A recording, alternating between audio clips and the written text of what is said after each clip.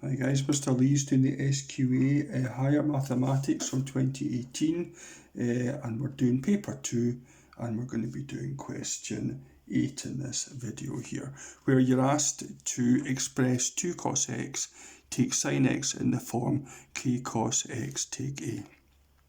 So the first thing you do is you look for an expansion or a substitute for the cos of x take a. So you look in your formula sheet, and it's given in terms of a and b, but the cos of a take b is cos the first one times cos of the second thing plus sine of the first one times the sine of the second thing there. So cos of x take a is cos x cos a plus sine x sine a.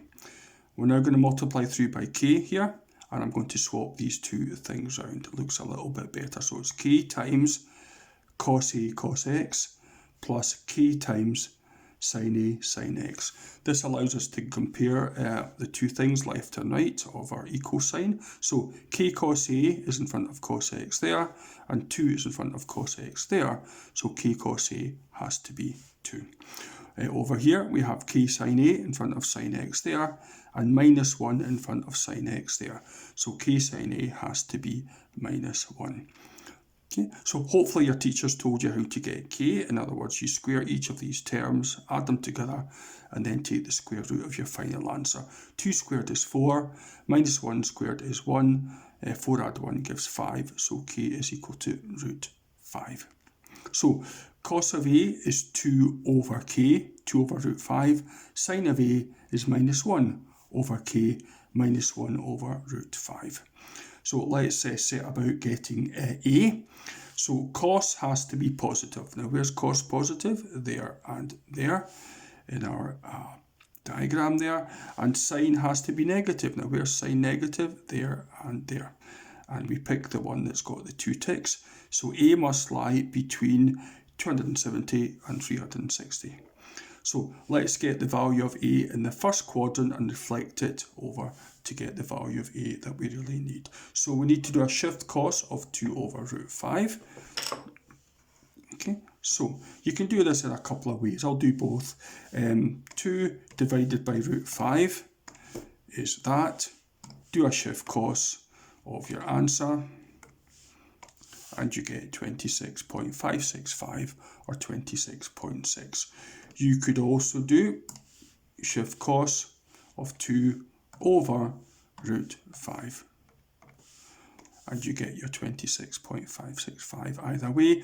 I'm going to use it as 26.6 degrees. So 26.6 degrees is the answer for that one, but we need to reflect it over. So it's 360, take 26.6, using the calculator, 333.4. So 2 cos x, take away sin x, is root 5 cos x take 333.4. And for b, you're asked to find the minimum value of 6 cos x, take 3 sin x. So take 3 out as a common factor. Then we have 3 times 2 cos x take sin x, which of course is where we started off with here a few minutes ago. So we replace that with what we got there. So it's root 5 cos x take 333.4. Okay, now we'll now multiply through by 3. So it's 3 root 5 times cos x take 333.4. Now the minimum value cos anything ever gets to is minus 1, as you can see from my diagram here.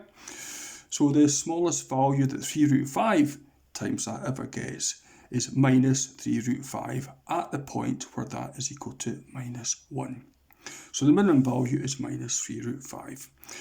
Part 2 says find the x value where this occurs between 0 and 360. So we want to know where cos that equals minus 1.